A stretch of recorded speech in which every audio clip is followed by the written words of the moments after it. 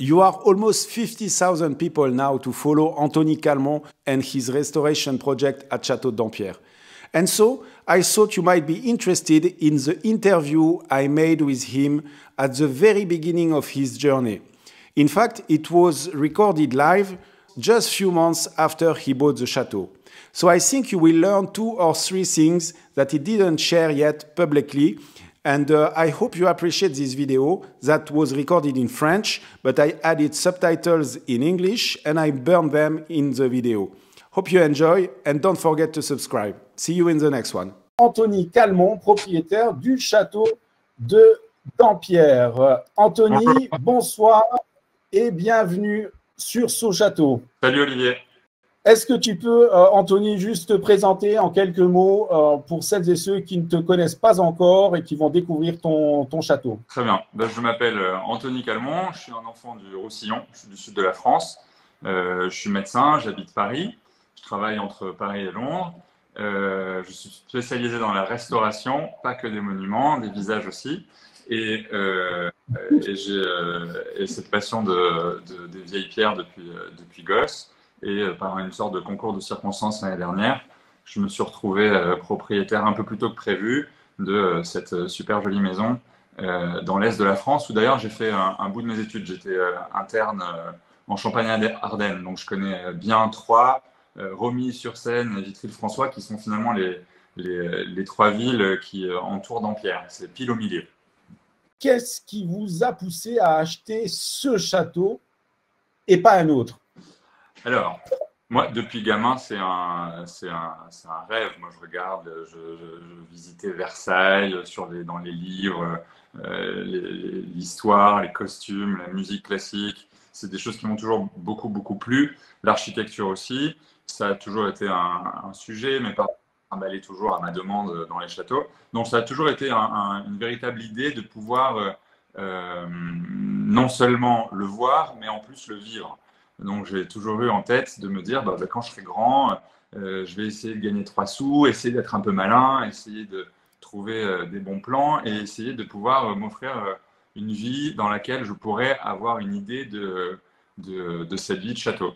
Et puis, un concours de circonstances a fait que ça s'est passé plus tôt que prévu, parce que moi, je suis médecin à Paris, mais j'ai mon activité, je suis installé depuis 1 an, j'ai strictement aucune fortune familiale. Donc, c'était pas du tout prévu. J'étais censé travailler quelques années. Bon, j'ai une profession qui me permet d'économiser un peu d'argent sur quelques années et ensuite d'avoir des économies, aller voir le banquier et pouvoir acheter. Donc, je connais tous les châteaux possibles à la vente. Pendant le confinement, je me faisais envoyer même les dossiers par les agents immobiliers pour que je puisse un peu fantasmer dessus. Je faisais des dessins et tout pendant le confinement. Et il se trouve que j'ai Guillaume Desniel, c'est un jeune homme qui travaille avec son frère, qui est agent immobilier spécialisé là-dedans, que je suivais sur Instagram, et il m'avait envoyé quelques dossiers de château, justement pour ça. Et puis qui me dit, tiens, regarde, la semaine prochaine, il y a une vente aux enchères qui va avoir lieu aux alentours de Troyes. J'ai quelques clients qui seront intéressés, mais c'est un peu compliqué parce que c'est pas vraiment le coin recherché. L'Est de la France, ça n'intéresse pas beaucoup les gens. Je dis, écoute, envoie-moi le dossier, ça me fait rire. Et puis, je suis allé voir la maison, et vraiment par curiosité. Et puis, comme la mise à prix était quand même pas très élevée, comme tout principe d'enchère, on se met à rêver. Et puis, j'ai passé un coup de fil à mon banquier. J'avais toujours pas mon bilan de première année, donc il me dit, bon, monsieur Calmont, qu'est-ce que vous voulez faire? Je dis, écoutez, la mise à prix, c'était 650 000 €, je crois.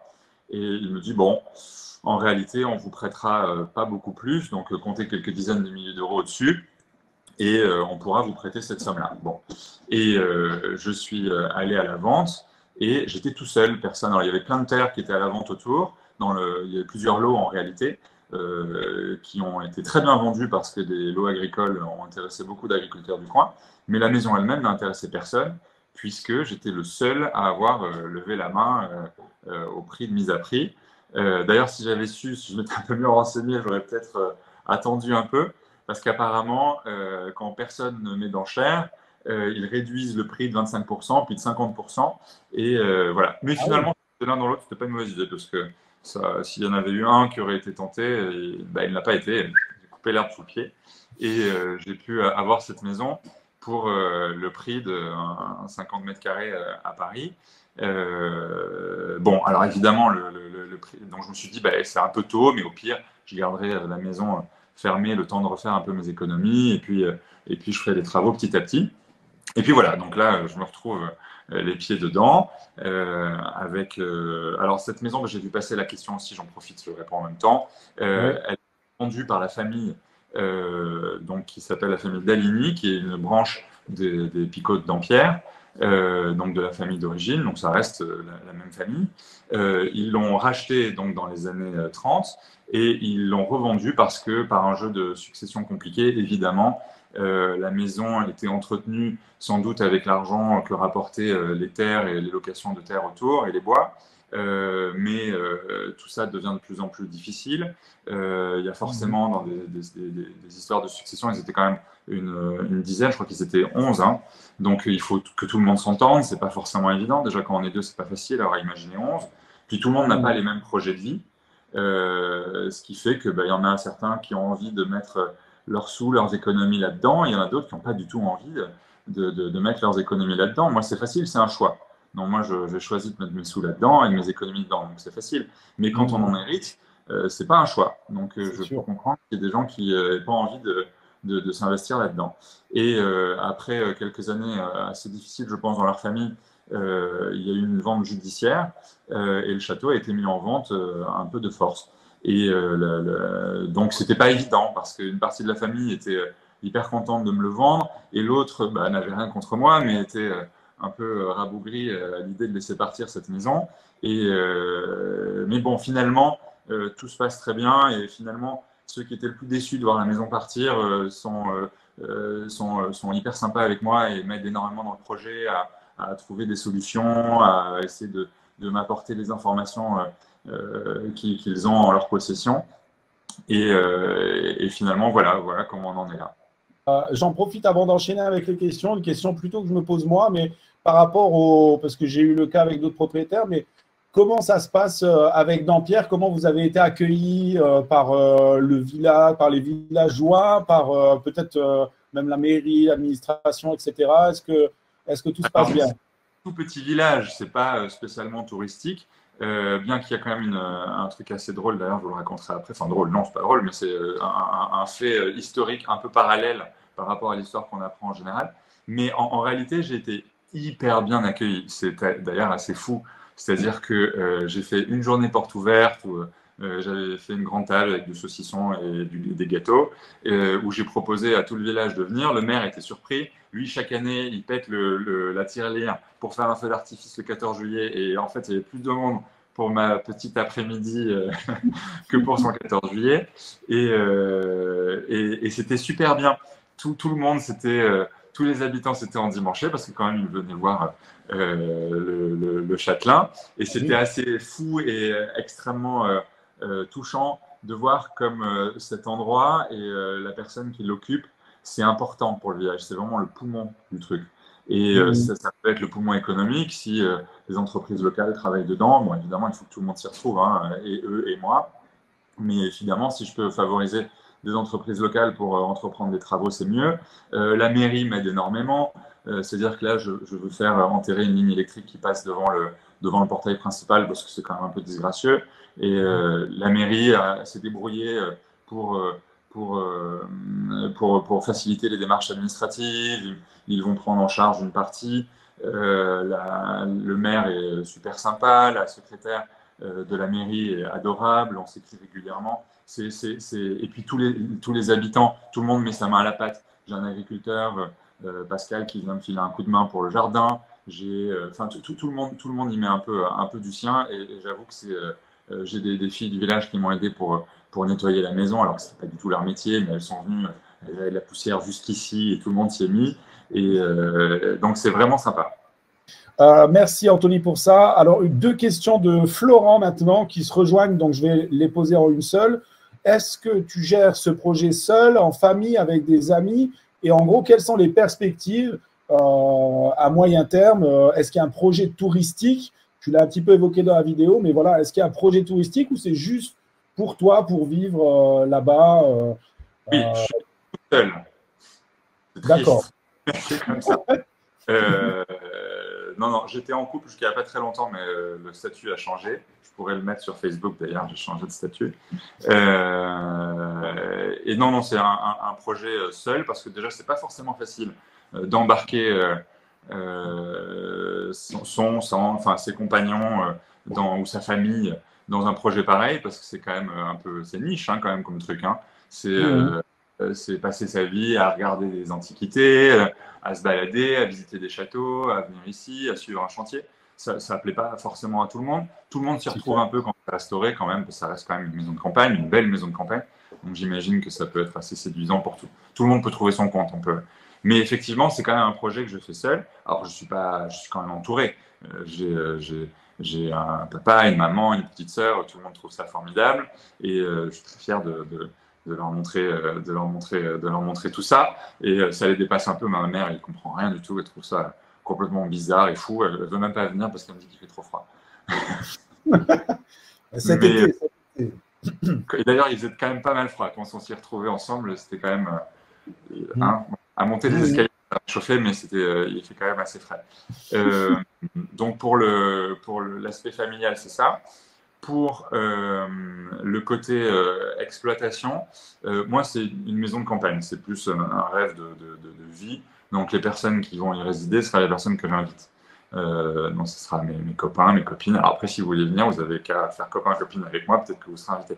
Mais après, je n'ai pas de projet ni hôtelier, ni de projet touristique, si ce n'est que je pense que c'est important, déjà d'un point de vue fiscal, c'est intéressant d'ouvrir la maison au public, puisque ça permet de défiscaliser les travaux qui sont effectués, ce qui est quand même pas négligeable parce que c'est quand même une charge énorme, parce qu'il y a quand même c'est pas des travaux comme on restaure une maison moderne, puisque les travaux, il faut compter 3 x 3 x 4 par rapport à des travaux normaux pour un poste identique. Pourquoi? Parce qu'il y a un savoir-faire, parce qu'il y a des entreprises, etc. Donc, le coût des travaux entrepris est x4. Sauf que là-dessus, l'État peut aider un peu, voire beaucoup d'ailleurs. Ça dépend. Ça dépend de leur budget, ça dépend de l'intérêt, ça dépend si le château est ouvert et que le public peut le voir. Évidemment, l'État est plus content d'investir dans un endroit si la France et les Français vont pouvoir aller le visiter et en profiter. Si c'est un plaisir, c'est juste pour préserver le patrimoine. Donc ça les intéresse un peu moins. Donc pour toutes ces raisons, le château sera ouvert. Alors c'est un minimum de 40 jours par an, je crois, entre le mois de juillet et le mois de septembre. Donc après, il faut que je l'organise. Je l'ai fait déjà l'été dernier. Ce sera refait cet été aussi. Et puis en plus, il y a tellement ça intéresse vraiment les gens. Et puis moi, je veux dire, j'ai tellement visité de maisons et de châteaux comme ça, et j'ai toujours été tellement agacé de vouloir aller visiter une maison et elle n'est pas ouverte au public. Ah bon, d'accord. Oui. Donc c'est toujours très frustrant. Et finalement, c'est notre patrimoine, ça nous survit, ça reste après, c'était là avant. Et c'est un peu dommage de le garder que pour soi. C'est bien de le montrer, le faire découvrir. J'ai un vrai projet de restauration et de création parce qu'il y a quand même plein de choses qui ont été enlevées. Donc c'est un projet assez fou quand même parce que c'est pas juste on récupère une maison et on la maintient. Non, c'est on récupère une maison, on la maintient, on la renforce. Elle a quand même été hyper entretenue pendant toutes ces années. La famille a quand même, enfin je veux dire, là j'ai aucune urgence de travaux, ce qui est quand même dingue. Quand on achète une maison, normalement, c'est ah là là, ça y est tout de suite, il faut faire ci, il faut faire ça. Non, là, si je veux la laisser faire mes 10 ans, je la laisse faire mes 10 ans. Les toitures ont été révisées, tout est sain, donc tout ça a été fait. Maintenant, pour la rendre vraiment habitable en hiver, puisqu'on était, bon, tout est à peu près habitable en été, mais en hiver, c'est un enjeu plus important. Donc il y a pas mal de boulot à faire et il y a un boulot aussi de création, parce qu'il y a des décors qui ne sont plus, qu'il va falloir recréer. Donc c'est vrai que pour moi, c'est un projet complet, quoi. Je suis ravi. Est-ce que vous échangez, est-ce que vous avez déjà eu l'occasion d'échanger avec d'autres propriétaires de la région, de châteaux de la région? Est-ce qu'il y a un réseau? Il parle notamment justement du château de Vaux d'Édouard Guyot et tenir peut-être des conseils d'autres propriétaires. Alors là, c'est une super transition pour ton émission de la semaine prochaine. C'est ça.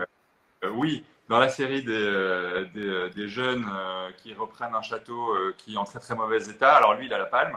Je dois dire que je suis allé le voir au château de Vaux et sa maison était très abîmée. Alors c'est drôle parce que c'était une maison que j'avais suivie parce qu'elle était à la vente il y a quelques années. Elle appartenait à une famille qui s'appelait Valérie Radeau et j'ai mon meilleur pote qui s'appelle comme ça. Donc c'était une tante à lui. Elle le vendait à un prix fou alors que la maison était complètement délabrée et lui a été hyper malin. Il a réussi à acheter cette maison avec un projet dingue alors que la maison était complètement étayée, il n'y avait pas de toit, il n'y avait rien du tout.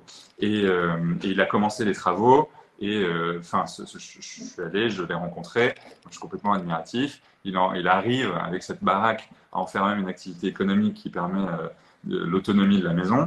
Et je trouve ça incroyable. Et en plus, avec une vraie qualité enfin, ce qu'il fait, c'est qualitatif. C'est pas du tout anecdotique. C'est bien fait, c'est documenté, c'est bien décoré. Toutes ces animations sont super. On se prend en jeu, quoi. Donc oui, je l'ai rencontré et il m'a donné quelques conseils, notamment sur les architectes qui s'occupent de sa maison, sur les tuyaux pour les entreprises, sur les choses. Parce qu'en fait, il avait visité Dampierre aussi au moment de la vente, parce qu'il a frères et sœurs et ils sont tous mordus ils ont tous chopé le même virus. Et ils avaient visité Dampierre. Ça ne les avait pas intéressés parce qu'en fait, il n'y a pas de dépendance à Dampierre. Et eux, comme ils ont quand même des activités qui sont beaucoup basées sur la location, les mariages, etc., ils ont besoin de grandes salles de réception pour pouvoir accueillir 200-300 personnes. Et à Dampierre, il n'y a rien de tout ça, puisque le fameux vicomte Beuret avait rasé toutes les dépendances qui étaient dans la cour, dans le parterre nord du château. Et il n'y a plus rien de tout ça. Il en a fait un parterre avec des buis. Je pense, Anthony, qu'on va s'arrêter là, comme ça fait 1h15 qu'on est ensemble. Allez, encore une. Ouais. On peut continuer, on coupe l'émission et je continue à te poser des questions. Alors attends, on va en faire 2 ou 3 au moins même. Tu as fait des études un petit peu dans l'art et la restauration. On sait que tu es médecin, mais est-ce que tu as eu l'occasion de vraiment faire des... J'ai beaucoup étudié la restauration de la ride du Lion et de la ride d'Amertume, mais pas trop celle de la façade en craie. Oui, comme ça répond à une question que j'ai vu passer aussi tout à l'heure.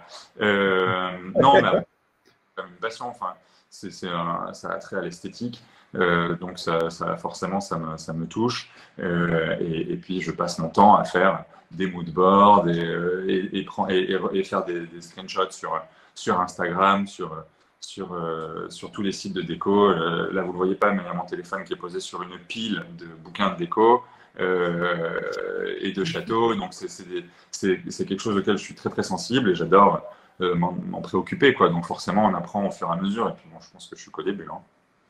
Écoute, merci beaucoup, Anthony. Je vais te céder la parole juste après pour conclure l'émission, mais je vais juste avant ça remercier tous les participants pour votre enthousiasme encore une fois, pour toutes les réactions. N'hésitez pas encore une fois à réagir dans le chat. Voilà, j'en ai terminé. Moi, je laisse conclure Anthony. Je vous dis à très bientôt. Je vous remercie tous et je remercie évidemment Anthony pour son accueil et pour son beau projet.